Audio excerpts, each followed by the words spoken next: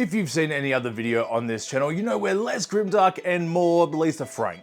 To be completely honest, I don't even know how to paint grimdark. And that's why when the army painter told me they were sending out the new John Blanche Masterclass sets volume 1 and 2, I shit myself a little bit. That's right, the Grand Daddy of Grimdark himself has been working with the army painter to bring out 10 new paints in 2 new box sets, all geared towards the style of Grimdark and Blanchitzu. Where's the pink? And with no pink, I am about to step outside of any realms of comfortability. Before we start pushing pigments, this is not a review and there's definitely not a comprehensive overview of the products. I wanted to show how to incorporate these new paint sets and products into my current painting style, instead of just using the sets by themselves, because realistically, I'm probably not going to do that.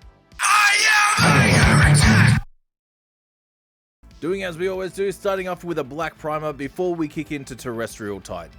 And this is going to do 2 things for us. 1, it's going to make the shadows being a little bit more interesting being purple because we're looking for a blue armor. You've seen the thumbnail, you know we're painting UltraSmurfs.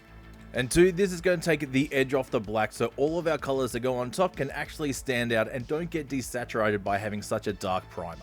Now into our first color from the John Blanche set, and that's the Darkness. Yep, another great British institution right here. Being such a deep, dark, desaturated blue, this is going to start to act as our bridging color between that purple and into our higher blues. In any other setting, this is most likely going to be our deepest, darkest shadow tone. This is also going to be an awesome color for edge highlighting black or any kind of black armor in general. Out of the new master color sets, this is definitely my favorite color. From here, we're jumping into Triumphant Navy. Now this is a little bit of a jump. Because I'm not much of a grimdark painter, I'm just going to be shooting for hyper contrast. Not only a contrast between light and dark, but the contrast between saturated and desaturated. And I'm going to apply that same thought process to the entire miniature, not just the armor itself. But we'll cover a little bit more about that as we get to some different parts.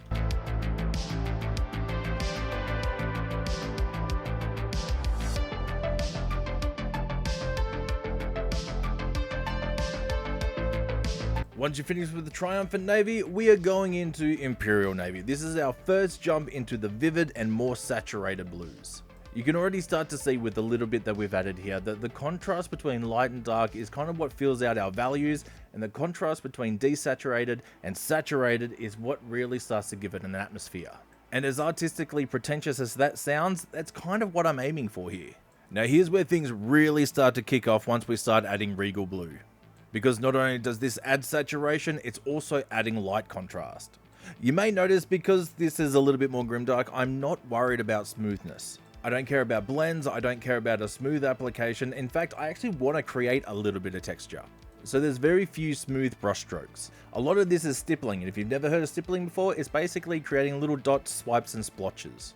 Moving into Crystal Blue, this is going to be our final highlight for the armor. This is only going on the highest points and the sharpest edges that are falling under the direct light. If you look from where I'm painting now, the bulb of the kneecap and down onto the foot, you'll see there's a focal line of highlights. And it's all of this working together in this one spot that actually gives it an in-universe or a reflective feel.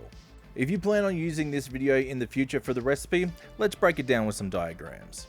All of the blue armor on this model is going to follow these exact same steps. Terrestrial Titan, take the edge off the black and give us some interesting shadows, and then we're going to jump into the darkness. And what this is doing is setting up that bridge between the purple and into our future blues, starting with Triumphant Navy. This is the color that's going to see us finish off all of that shadow work before we start jumping into the vivid blues. Because that's where Imperial Navy comes in. Now that we're adding some more saturation, this is where the armor is going to feel like it actually starts to come alive. Regal Blue coming in on top of that is really going to start to set up some of those volumes and really start to add an atmosphere. We're also going to use it to start defining some edges before we come in with that final highlight of Crystal Blue. And this is just going to pick out the highest point of the reflections and the sharpest edges. And yes, I probably will turn this into a short for ease of use. While long form videos are good for being able to take a little bit of extra time to explain in greater detail the ideas, concepts and techniques that we're using, short form is just a little bit better at creating an information dump and an interest spark. And of course, every step that we've taken on the blue armor is applied to the rest of the armor, with a general rule of highlighting of light on top, dark on the bottom. And now for another new color, Blanche Berry. This is going to serve as the base coat for all of our cloth. It's going to give us a warm reddish hue without actually being red. And from what we were talking about before, this is all going to be fairly desaturated. This is part of us playing with contrast around the entire model. We already have the armor for our saturated cold tones, and now we're going to be moving into the desaturated warm tones for the cloth. With the Blanche Berry, I'm picking up probably 90% of the cloth, but leaving the very deepest recesses black, before jumping in with Banshee Brown. This is another really deep, dark, warm color. From here, I'm really only going to be picking out the harsh folds. I'm also going to be using Blanche Berry as a bit of a mother tone here. A mother tone is when you take the same color and start adding it into every mix. So there's a little bit of Blanche Berry mixed in with the Banshee Brown, and then I'm going to take that same Banshee Brown Blanche Berry mix and add a little bit of the Ivory White.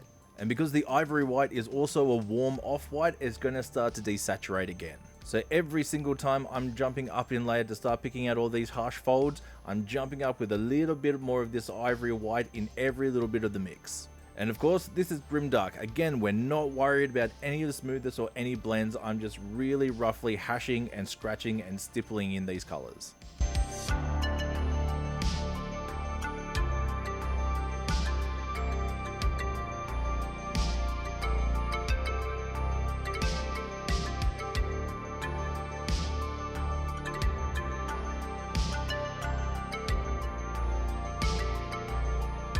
While there are 2 brand new metallic paints in the volume 1 and 2 of the Masterclass John Blanche sets, I'm going to try non-metallic metal.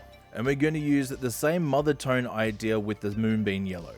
Because all of these colors are quite dark and desaturated, I wanted to add a little bit of extra life using that Moonbeam Yellow. But to take the edge off of that black first, we're going to take 50-50 mix of matte black and Banshee Brown. This is the only color in the whole mix that does not have the Moonbeam Yellow in it. After this, we're going into straight Banshee Brown, and we're really going to start to pick out everything except for the deepest, darkest recesses. From here, I'm going to take that Banshee Brown and mix that 50-50 with Sunburst Ochre.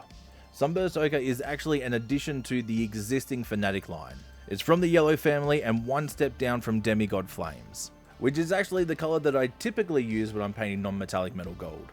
And just like the rest of the armor and the cloth, the same rules apply here. I'm not looking for smoothness, I'm not looking for blends, I just want the contrast.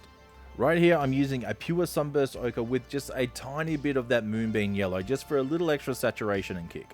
What this is doing is giving me that same mid-cone in the tones that we've been using, except the yellow is going to add that little bit of extra life into there. You can already start to see in some of the other areas how much warmer and how much it's starting to pick up. And then into that same mix, I'm going to go 50-50 and mix it with Ivory White. And this is where we really start to kick in those highlights. And if you wanted to, right at the end, you could go over with a very thin glaze of the Moonbeam Yellow, but I really like this desaturated tainted gold look. We're on the home stretch now, we're finally going to get to the helmet. We're going to be following the line that the Tabard set with that deep brown warm violet. And we're going to paint a red helmet. So we had a base coat of Terrestrial Titan, and then we're going back into that Blanched Berry. Just like our blue armor, it's going to take the edge off the black by giving us an interesting shadow color. I like to think of purple as like a really cold red. And then the Blanche Berry works perfectly right in between these two colors. The next one, Fiery Vermilion. And this is where stippling is really going to show through. I've thinned down the Fiery Vermilion 50-50 with the War Paint Stabilizer, and I'm just going to be doing layer upon layer upon layer to build up the opacity. It's going to give us a very natural looking gradient while still being a little bit rougher and looking like it's creating texture. But I still want to create that focal light right above where we want our eyes to drift to, which is going to be roughly around where his eye is. And then for the highlights, I've just mixed in a little bit of that Moonbeam Yellow again. And now for a brand new speed paint, Turnbull Turquoise. I did have a lot more footage of this base, the painting, the making everything, but I lost a lot of it. There is, however, a short on the channel which does cover a lot of how it came to be. So what I'm actually going to be using the Turnbull Turquoise for is to create a vignette on the base itself. Using it as a central tone, it's just going to be bringing the entire environment together. And now for the good stuff.